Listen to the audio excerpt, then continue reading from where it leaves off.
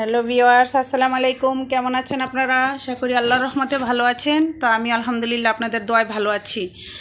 তো ভিউয়ার্স, আমি আপনাদেরকে আজকে দেখাবো হেঁচি বা হেলাঞ্চা শাক যেটা বলেন, এটার সাথে কিছু কলমি শাক আছে। তো এগুলো দিয়ে কিভাবে আপনি একটা ভাজি করতে পারেন, আপনার বাচ্চার মুখরোচক করে তুলতে পারেন, সেভাবে আমি আজকে রান্নাটা দেখাবো।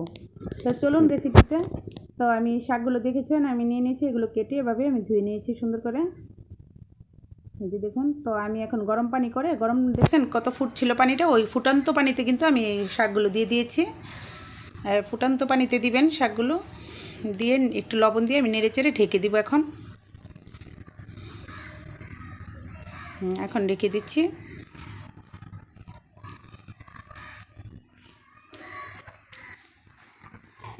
আর আমি দেখি এখন কি অবস্থা। এই যে বলক এসে গিয়েছে, অতটা কিন্তু আমি সিদ্ধ করবো না, এটা শুধু জাস্ট বলক আনাবো। তো বলক এসে গিয়েছে দেখুন। হ্যাঁ, শাকটা নরম করার জন্য কিন্তু আমি এটা করেছি, আমি অতটা করিনি। তো শাকটা আমি ছেঁকে নিয়েছি। আর এখন আমি কড়াইতে তেল দিয়ে দিলাম, তেলের মধ্যে আবার পেঁয়াজটাও দিয়ে দিয়েছি ভিউয়ার্স। আর পেঁয়াজের সাথে আমি একটু রসুন দিব, আপনারা ইচ্ছা করলে রসুন দিবেন, না হলে দিবেন না। এটাতে কিন্তু রসুন অতটা ভালো লাগে না, তো আমি রসুনটা একটু বেশি পছন্দ করি, এই জন্য দিয়েছি। আপনারা ইচ্ছা করলে রসুনটা সম্পূর্ণ স্কিপ করতে পারেন।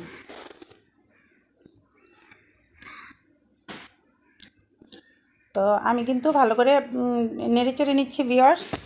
আর একটু লবণ দিয়ে দিয়েছি, লবণ দেওয়ার কারণে আপনার ক্রিস্পি একটা ভাব আসবে আপনার পেঁয়াজ এবং রসুন দুটোর ভিতরে।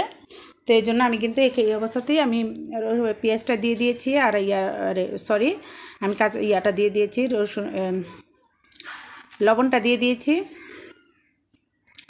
আর এখন আমি কাঁচামরিচগুলো দিয়ে দিচ্ছি ভিউয়ার্স। এই যে কাঁচামরিচটা দিয়ে দিয়েছি। কাঁচামরিচটা আগে দেওয়ার কারণ হলো শাকটা তো আমার বেশি ভাজতে হবে না, তো আমি যাতে কাঁচামরিচটা আমার একটা ফ্লেভার আসে তেলের মধ্যে দিলে, আর কাঁচামরিচটা একটু সিদ্ধ সিদ্ধ ভাবও হবে, খেতেও ভালো লাগবে, আর কালারটা ঠিকই থাকবে। তো আমি এই অবস্থাতে একটু হলুদ দিয়ে দিয়েছি ভিউয়ার্স। হলুদটা দিলে শাকের কালারটা সম্পূর্ণ ঠিক রাখা যায়, আর হলুদটা যদি আপনি না দেন তাহলে কিন্তু শাকের কালারটা ঠিক থাকবে না, নষ্ট হয়ে যাবে, একদম একটা ফ্যাকাশে কালার হয়ে যাবে। তো এখন আমি যে রান্নাটা করবো এটা কিন্তু একদম কালারটা খুব সুন্দর চকচকে থাকবে, আর খেতেও ভালো লাগে। যখন আমরা প্লেটে নিই তখন কিন্তু দেখতে খুব সুন্দর লাগে। তো ভিউয়ার্স, যে শাকগুলো কিন্তু আমি অতটা সিদ্ধ করিনি। তো আমি এখন যে ভাজার মধ্যে আমি কি করব, এগুলোকে একটু ডালঘুটনি দিয়ে ঘুটে নেব।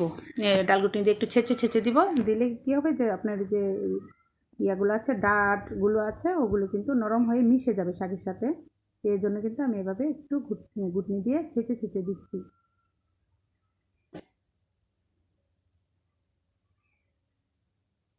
আর ভিউয়ার্স, যদি আমার ভিডিওটি ভালো লাগে তাহলে অবশ্যই লাইক কমেন্ট শেয়ার দিতে আশা করি ভুলবেন না প্লিজ।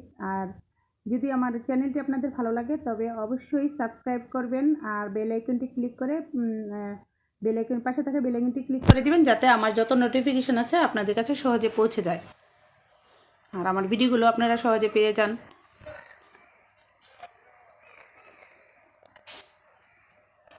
তো ভিউয়ার্স, শাকটা কিন্তু অনেকটাই ভাজা ভাজা হয়ে গিয়েছে, আর শাকটা এত বেশি ভাজতে হয় না। আমি উঠিয়ে নিচ্ছি দেখুন। আপনি ইচ্ছা করলে এটাতে একটু ধনেপাতা দিয়ে দিতে পারেন, আমি আজকে দিলাম না।